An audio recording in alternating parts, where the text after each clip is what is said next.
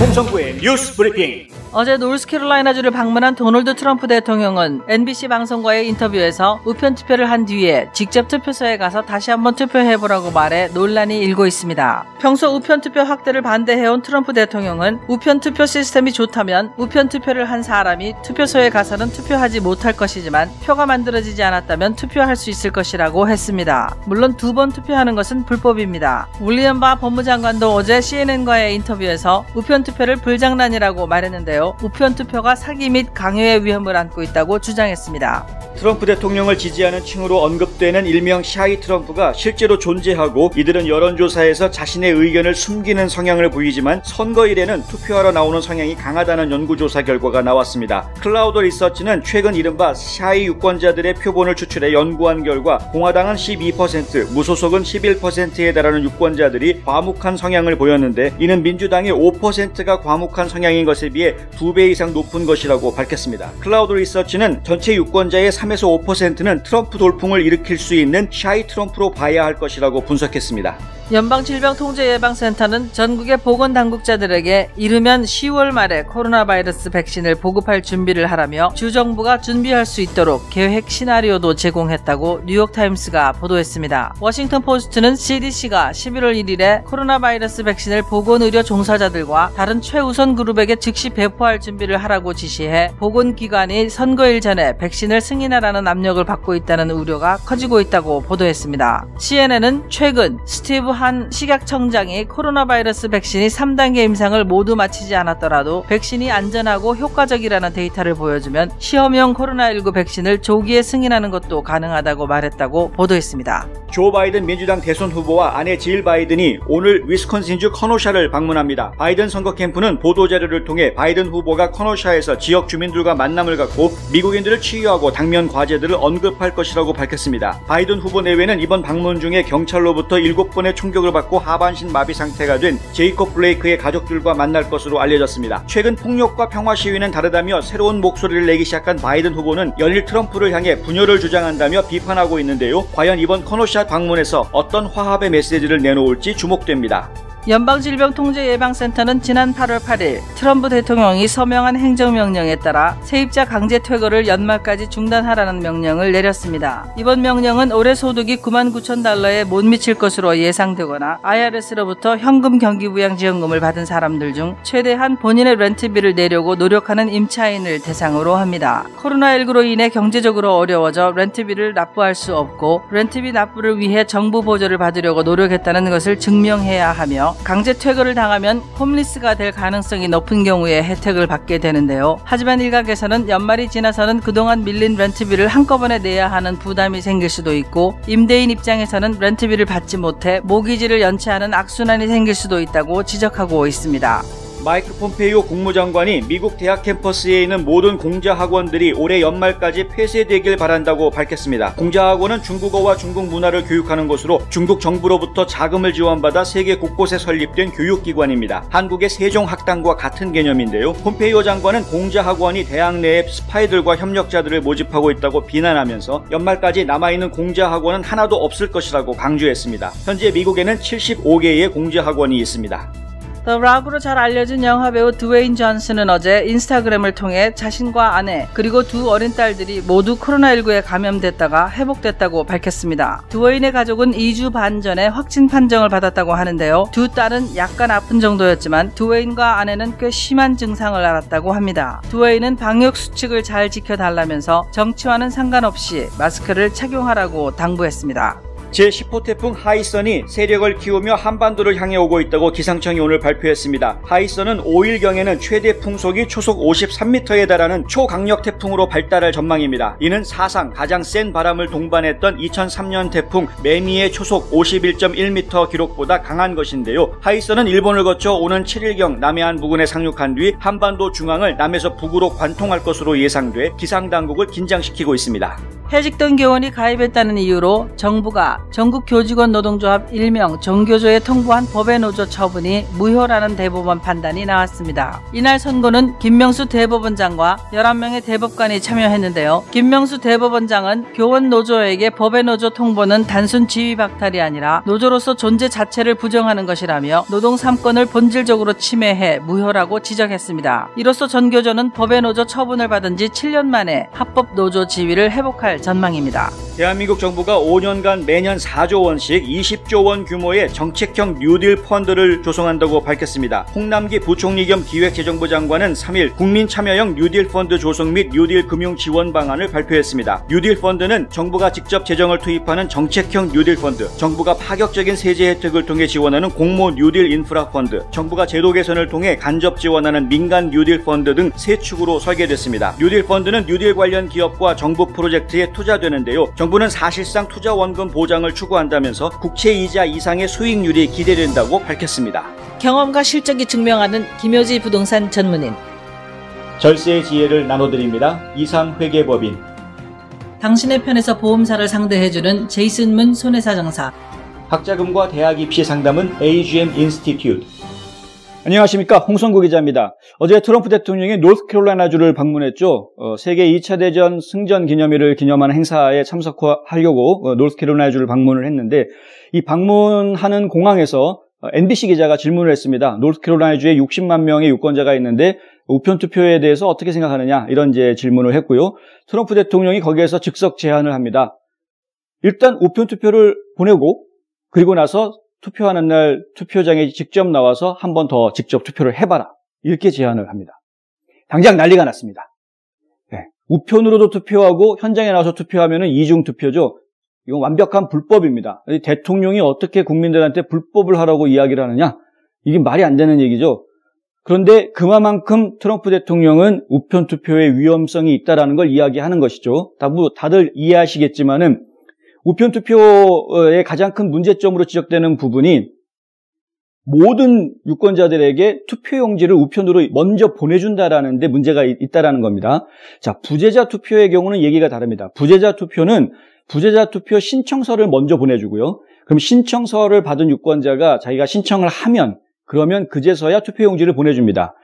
신청을 하고 투표용지를 받기 때문에 선거관리위원회에서는 이 사람이 우편으로 투표를 한다라는 것을 확인을 할 수가 있습니다. 현장에 투표를 하러 오면 당신 부재자 투표했는데요? 라고 이야기할 수 있는 기록이 남아있는 거죠.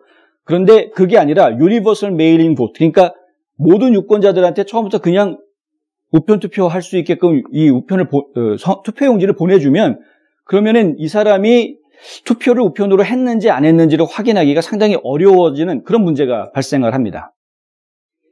윌리엄 바 법무장관이요, 어제 CNN과 인터뷰하면서 아주 설전을 벌였는데 거기서 이런 얘기를 합니다. 텍사스에서 실제 있었던 이야기랍니다. 어떤 남자가 1,700명, 한두 명도 아니고요, 무려 1,700명의 투표용지를 모아가지고 자기가 원하는 사람으로 몰표를 해버린 그런 사건이 있었다는 겁니다. 이 우편 투표를, 보편적인 우편 투표를 실시한다 그러면 이런 일이 벌어지지 말라는 법이 없다는 거죠. 바 법무장관이 한 가지 더 이야기합니다. 뭐냐면은요, 유권자 명단, 유권자 등록 명단을 믿을 수 있느냐 하는 겁니다. 이 선거철만 되면은 각 주마다 그런 일들이 벌어지는데요. 실제로는 시민권자도 아님에도 불구하고 유권자 명단에 이름이 올라가 있다거나 아니면은 분명히 선거권이 있는 사람인데 유권자 명단에 이름이 빠져 있다거나, 그래서 그것 때문에 이 명단이 잘못됐다, 잘됐다, 뭐 투표 현장에 갔더니 난 유권자인데 내 이름이 없더라, 왜 이런 일 현상이 생기느냐, 하면 이름 스펠링이 조금 틀려서 그랬다, 한국 사람 같은 경우에는 first name이랑 middle name이랑 이게 합쳐졌다, 떨어졌다, 이 차이 때문에 안 됐다, 발음은 같은데 스펠링이 틀렸다, 5만 가지 이야기들이 나오면서 혼란 속에 빠졌던 것이 바로 이 유권자 등록 명부거든요. 근데 유권자 등록 명부 이거 믿을 수가 없는데, 이걸 확신할 수가 없는데, 그걸 기준으로 해서 사람들한테 투표용지를 우편으로 다 보내준다 그러면 과연 그 투표용지가 제대로 된 유권자 손에 쥐어졌다라고 어떻게 확신할 수 있느냐 하는 겁니다. 더 심각한 문제는 우리가 예전에 보도해드린 대로 팍스TV랑 트럼프 대통령이 인터뷰할 때 선거 결과에 승복하겠느냐라는 질문을 했는데 대통령이 대답을 회피했죠. 만약에 선거에서 졌는데 이거는 우편 투표 때문에 그렇다라고 대통령이 핑계를 대고 선거 결과에 승복하지 않겠다라고 나올 그런 일이 벌어지지 말라는 법이 없다는 겁니다. 실제로요, 지금 현재 50개 주 중에서 20개 주가 이 보편적 우편 투표를 실시하겠다라고 지금 진행을 하고 있는 상황입니다. 이 20개 주는 또 인구들도 많습니다. 굉장히 많은 사람들이 우편 투표를 할 수 있게끔 지금 상황에 지금 처해져 있는 것인데, 이미 그렇게 추진을 해왔기 때문에, 특히 민주당 쪽에서 그렇게 추진을 해왔기 때문에 선거에서 당장 결과를 승복하지 않겠다, 우편 투표를 실시하면 결과를 승복하지 않겠다라는 트럼프 대통령의 이 발언을 민주당 입장에서는 그냥 넘겨버릴 수가 없는 거죠. 그러니까 어떻게 해서든 이 선거가 있기 전에 공화당 측으로부터 우편 투표 결과에 대해서 인정을 하겠다라는 답변을 지금 받아야 되는 게, 그게 지금 민주당의 입장입니다. 그래서 지금 계속해서 공화당 쪽의 인사들, 그리고 트럼프 행정부를 향해서 우편 투표 이거 어떻게 할 거냐, 인정해야 된다, 부재자 투표 아무 문제 없지 않느냐, 지금까지 우편 투표를 실시했던 다른 선례들을 봐서도 큰 문제가 없었다, 인정해라 라는 이야기를 지금 계속 하고 있는 겁니다. 자, 이 공화당과 이 민주당 간의 우편 투표를 놓고 벌이는 이 싸움이 단순하게 투표의 정당성 이런 선을 넘어서요, 이 대통령 선거 결과에 대해서 인정할 거냐 안 할 거냐로까지 이게 이야기가 확대되기 때문에 상당히 심각한 수준으로 가지, 사상 초유의 사태가 벌어질 수 있는 그런 상황으로 갈 수도 있다. 그래서 저희가 지금 관심 있게 지켜봐야 합니다. 최근 조지아주에서 어떤 일이 있었냐면요, 연방지방법원에서 우편 투표를 한 경우에는 이 투표 당일부터 3일 뒤까지 접수가 되는 것으로 처리해라라는 이제 판결을 합니다. 무슨 얘기냐면요, 11월 3일이 대통령 선거인데요, 11월 3일 날 우편 소인이 찍혀져 있는 그런 투표용지가, 우편 투표가 있다면 그거는 11월 6일까지 기다렸다가 11월 6일까지 접수된 우편 투표를 다 집계하라는 겁니다. 통계에다 집계하라는 겁니다. 일반적으로는 선거 당일날 마감을 하죠. 지금까지는 그래 왔었죠. 그런데 그걸 3일 동안 기다리라고 이제 한 겁니다. 이게 이제 조지아주의 이제 민주당계에서 만든 유권자 등록 단체가, 시민단체죠. 이 단체에서 소송을 내가지고 이 법원에서 이런 판결을 내린 것인데요. 물론 이제 주 국무부에서 이거 항소하겠다라고 이제 밝히긴 했지만, 하지만 이런 일들이 비단 이 조지아주뿐만이 아니라 다른 주에서도 계속 일어날 수 있는 상황이라는 것입니다. 민주당과 공화당 간의 이 우편 투표를 두고 벌어지는 이 싸움, 저희가 계속 지켜봐야 하겠고요. 그리고 우리 유권자들, 우리 국민들이 결국은 이 투표를 행사하는 유권자들인데, 이 권리가, 이 정치하는 분들의 이 세력 싸움 때문에 이 권리가 침해당하는 일이 없도록 우리 스스로가 우리를 지키기 위해서라도 이 문제는 계속 지켜봐야 하겠습니다. 사립대학을 주립대학보다 더 싸게 갈 수 있는 방법, 학자금 무상보조, 대학별 재정보조금 비교, CSS 프로파일링 신청 및 대학과 어필 방법 등 다양한 정보마당이 펼쳐집니다. AGM 인스티튜트와 뉴스앤포스트가 공동 주최하는 학자금 무상보조 극대화를 위한 특별 온라인 세미나가 오는 9월 5일 토요일 동부시간으로 오후 1시 뉴스앤포스트의 유튜브 채널을 통해 생중계됩니다. 유명 전문 강사 리처드 명이 사전 등록한 분들에 한해 여러분의 궁금증을 직접 시원하게 풀어드립니다. 무상보조금도 극대화하고 동시에 합격률을 높일 수 있는 이 귀한 시간을 놓치지 마세요. 사전 등록은 agminstitute.org에서 하실 수 있습니다.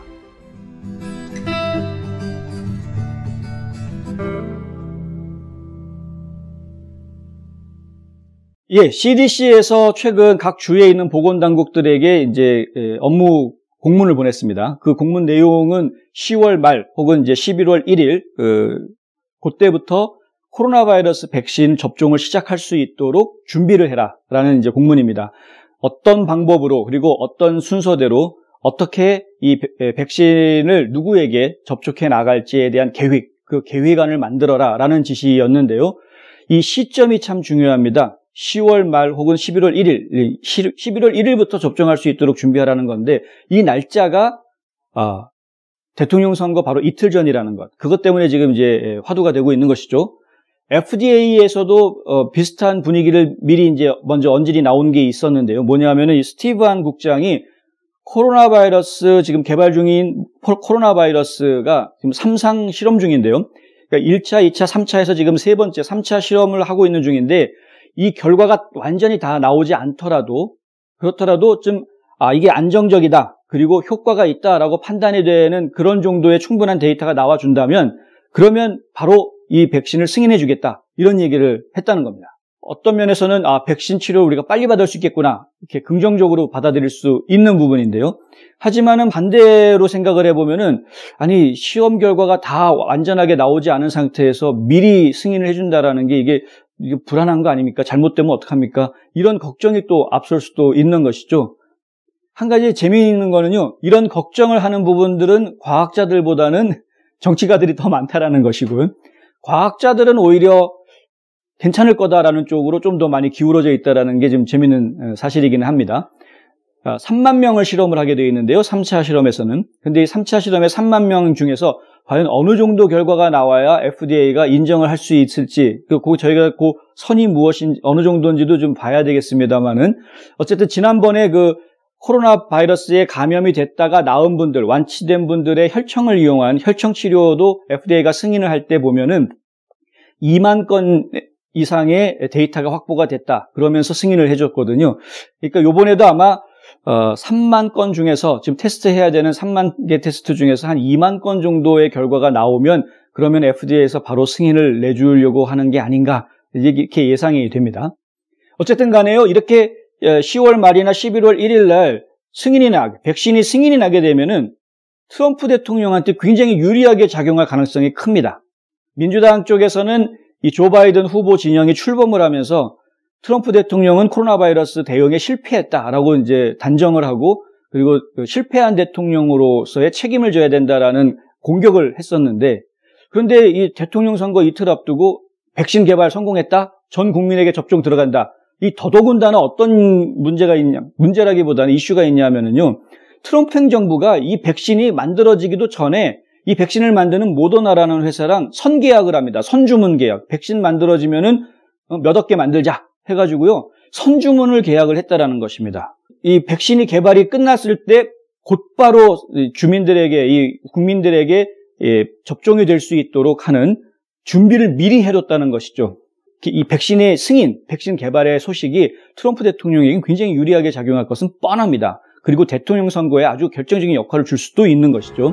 한 곳에서 시작되는 안정된 미래, 선우 종합보험. 30년 손맛, 케이터링의 명가 참사랑. 고객과 직원을 지켜주는 스니즈가 지금 주문하세요. 배너앤프린트. 유튜버가 되도록 도와드립니다. 뉴스앤포스트. 예, 한국 정부가 뉴딜 펀드를 만든다라는 발표를 했습니다. 20조 원 규모의 펀드를 만들겠다고 하는데 거기에는 이제 정부에서 출연하는 자금도 좀 있지만은 민간 기업이나 혹은 국민들로부터 펀드를 모금하겠다라는 내용이 포함되어 있어서 좀 눈길을 끌고 있는 것인데요. 자, 국민들의 펀드를 모아서 한국의 신성장 동력이 될 수 있는 뉴딜 사업에 투자하겠다라는 겁니다. 투자 수익률이 꽤 좋을 것이다 라고 정부 측에서는 이야기했고요. 투자한 원금에 대해서는 손해가 없도록 하겠다라는 이야기도 했습니다. 원금을 완전히 보장해 주겠다라고 약속한 것은 아니지만 원금을 보장해 주는 것과 다름없다라는 그런 이제 설계를 내놓았는데요. 국민들의 성금을 모은다라고 하면은 반대로 우리 해외에 나와 있는 동포들에게도 투자의 기회가 사실 열리는 거나 마찬가지입니다. 이 한국을 생각하는 동포들은 이런 기회가 되면 꼭 참여하게 되죠. 예.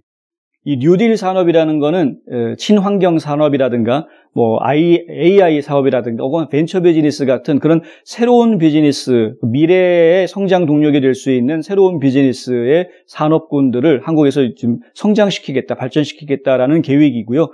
그 계획에 투자자들을 모으는 거나 지금 마찬가지입니다. 결론적으로 아주 심플하게 이야기하면 이제 그렇습니다. 이 계획에 해외에 있는 우리 한인들이 얼마나 투자할지 저도 좀 하나의 관심사로 지켜보려고 하고요. 어쨌든 간에 조국이 좀 잘 돼야, 우리 모국이 잘 돼야 또 해외에 나와 사는 우리들의 마음도 편안한 것은 사실인 것 같습니다. 오늘 홍성구의 뉴스 브리핑은 여기까지입니다. 저는 내일 또 다시 찾아뵙겠습니다. 시청해 주셔서 감사합니다.